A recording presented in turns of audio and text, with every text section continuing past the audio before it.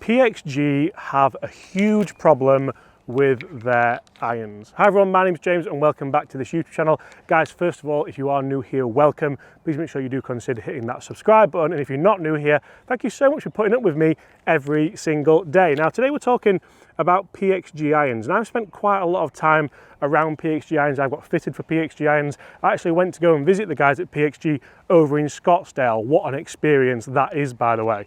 Now, we're going to talk today about PXG's kind of players irons. So these are the 0317 CB irons, and we also have 0317 ST irons. I have them in a split set combination.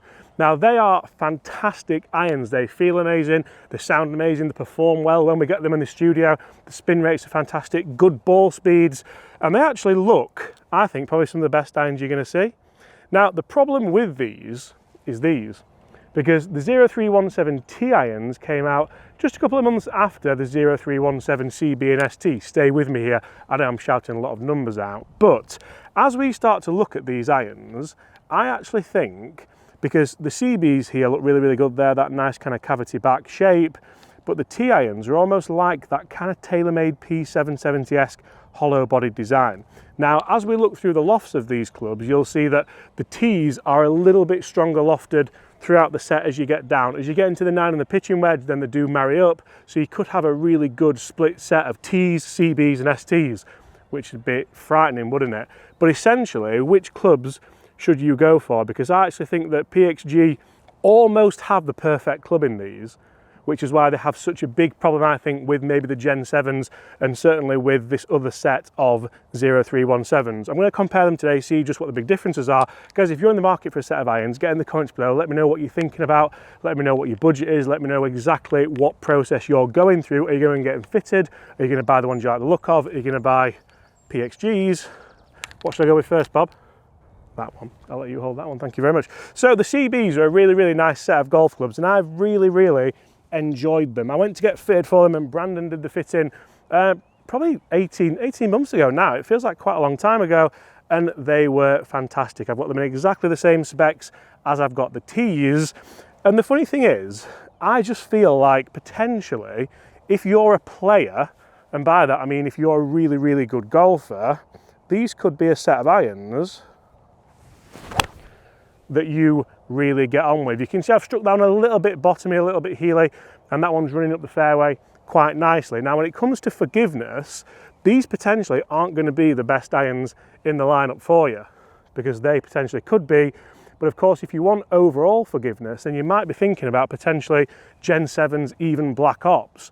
Now, it's not just PXG that do this, but I often think that a lot of golf companies just have too many sets of irons. Like, there's maybe 4, 5, 6 different sets of irons, and we haven't even spoken yet about the 0317X driving iron, which is absolutely fantastic, by the way. But realistically, what do we want from our irons? Because if you can get everything under the hood that the 0317T offers you, and it looks this good, who on earth is going to buy anything else? If you're going for PXG clubs, and wait till I show you the ST, because I've got the ST in the short irons, and it's sexy, it's really good looking, but it's a little bit frightening at the same time, which some people like. I know Bob's partial to that, but a little bit more offset on the T's as well. But what I can't get my head round, I mean, I've struck that miles better. Be interesting to see the difference in distance. I've pulled it a little bit, which could be down to the offset, potentially is just down to my swing dynamics as well. But if I show you the two differences here between not only the bottom line, which I'm going to say, look, from there I bet you can't tell me a difference, can you? No. Look very similar. And then the top line, and this is what PXG have absolutely smashed in my opinion. The top line's potentially a touch thicker on this one, and I think that's the, I thought that was the T, and it's not. Look at that. So the T actually, I mean, they look exactly the same. Guys, what would you go with? We're going to go throughout the bag and just test a few other ones, but I mean, the difference there straight away, I think the confidence element of having that hollow body, potentially a little bit more offset, is amazing. And have PXG kind of shot themselves in the foot a little bit, potentially with releasing maybe too many irons. But if you go on the website, the 0317s are actually like staggered really nicely, potentially go split set as well. I know what's happening here, and I'm going to tell you a little bit later in the video, because I have an answer. And you might like it, or you might not.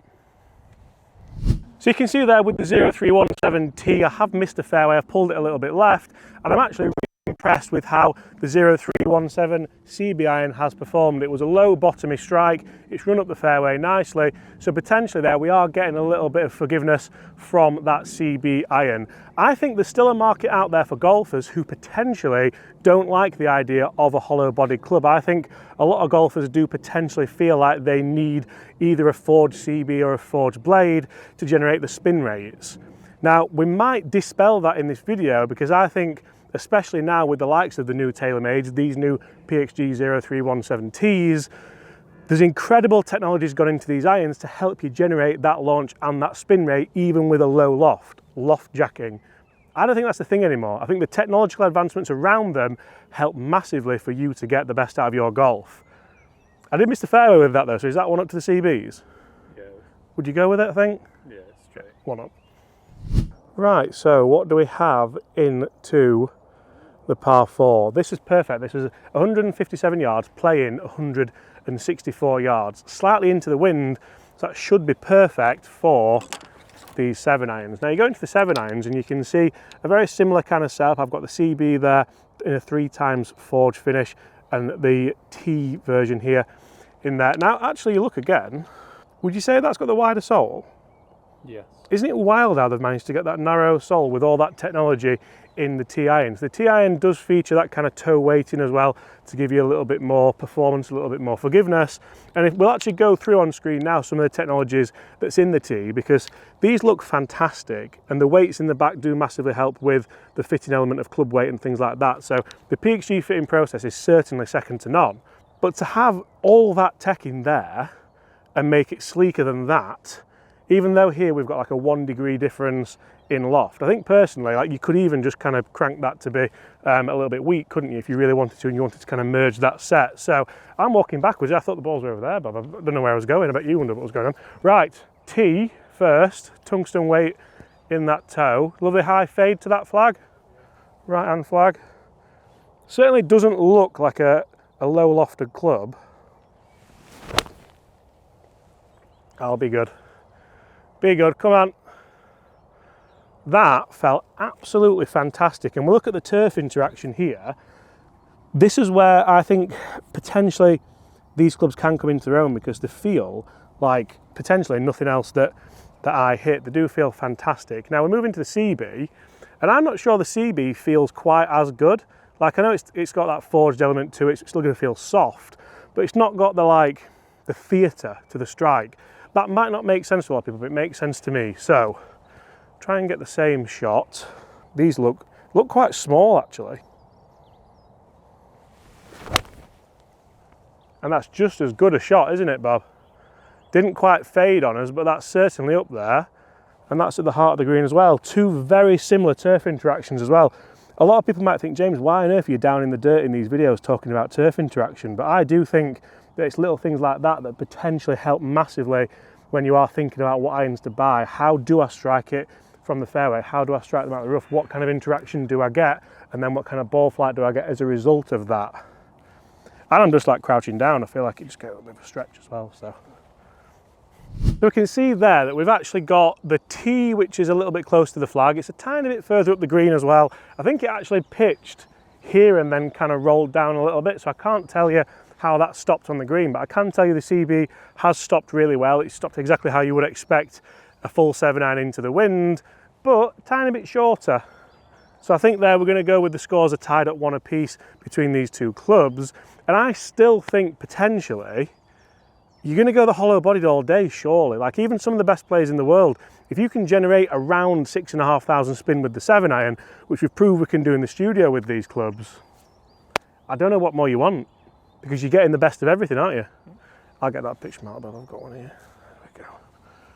Now before we go into full shots with the short irons, which are potentially the irons that golfers use the most in and around that 130 yard mark, this is where maybe the tides might turn when it comes to the hollow bodied or of course the forged head. Well, they're all forged, but you know what I mean, the kind of normal head. You see here that we've got the ST, which looks, I'm going to be honest, absolutely gorgeous. To my eye, that's one of the best looking irons I've seen in a very long time. But actually, how similar does the T look? Like you can, if you see from that angle, you can start to see how that's a lot thinner there and things like that. Obviously they've got the technology in the wedge there, but these are the same loft. So potentially what I'm thinking here is around this kind of distance, I'll give you that bob to start with. With the ST, you're not going to get that really kind of fiery shot. It's going to be more of like a traditional iron without the tech. So you can potentially get a little softer touch and just play some really nice shots like that generate a little bit of spin and release up. That spun loads actually, didn't it? That did really, really well. So you can really get nice control of trajectory, nice control of run out, and you can hold it, just like that. Now, I'm not for 1 second saying that you potentially can't do that with the T, but potentially you can't do that as well with the T. Because it's hollow bodied, it's designed to come off a little bit fierier, a little bit kind of hotter. So I've managed to get that quite nicely, and to be honest, I'm almost dispelling what I'm saying there. And the reason why I'm doing this test on camera is to show that even though now hollow bodied irons are becoming more to the masses, and I mean, personally, we all know TaylorMade kicked this off with the P790, didn't they? Then the P770, and now we have some fantastic options from all the brands.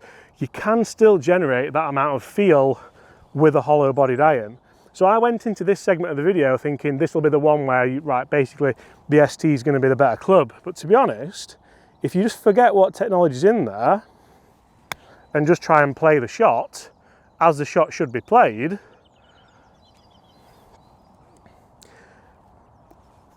just release one iron. It's like perfect, isn't it? Nicely grip. Our PXG grips are phenomenal. They're actually made by Lampkin, but they're gorgeous. Okay, this should be the perfect position to really test out these pitching wedges. Like I mentioned earlier, exactly the same lofts on these, so they look very, very similar, but the technology under the hood here could potentially, under the hood, sorry, I realise I mumbled there. The technology under the hood here could really help you. Now, the one thing that I hate is missing a green from like 130 to 100 yards, because you feel like you should be hitting the green more times than not. But a lot of people, you look at the stats for like mid-handicap golf or even low-handicap golf, you're missing the green probably as often as you're hitting it. So I'm going to go ST first and just try and send it in. We've got 130 yards. Oh, that felt really good. I've just left the face slightly open, and that's a missed green. The one thing that I hate is missing a green from like 130 to 100 yards. That's really annoying, but that's where I've kind of glanced at it a little bit because the face was ever so slightly open. Now with the T, is that kind of tungsten weight going to potentially help me there? Are we going to have that kind of help from the hollow body design to help us hit this green? We're slightly into the wind as well, so maybe that's got something to do with the strike. And that's a carbon copy. So this is a really good test now to see, first of all, potentially how close together they are and how far we've missed the green by. That's annoying, isn't it? The one thing that I hate is missing a green from like 130 to 100 yards.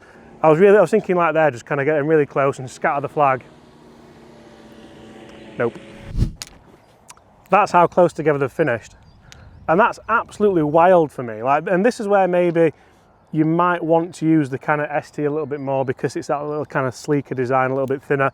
But realistically, you're probably going to use a normal wedge here, aren't you? So do PXG have a big problem? I think a lot of the big brands do, because if you're going to offer that amount of technology in a golf club and make it look just as good and perform pretty much as well with spin rates and things like that, I don't know why anybody would opt for anything else. Because if you give someone for the same price a similar looking car with a V12 instead of a V8 under the hood, most people are going to go for the V12.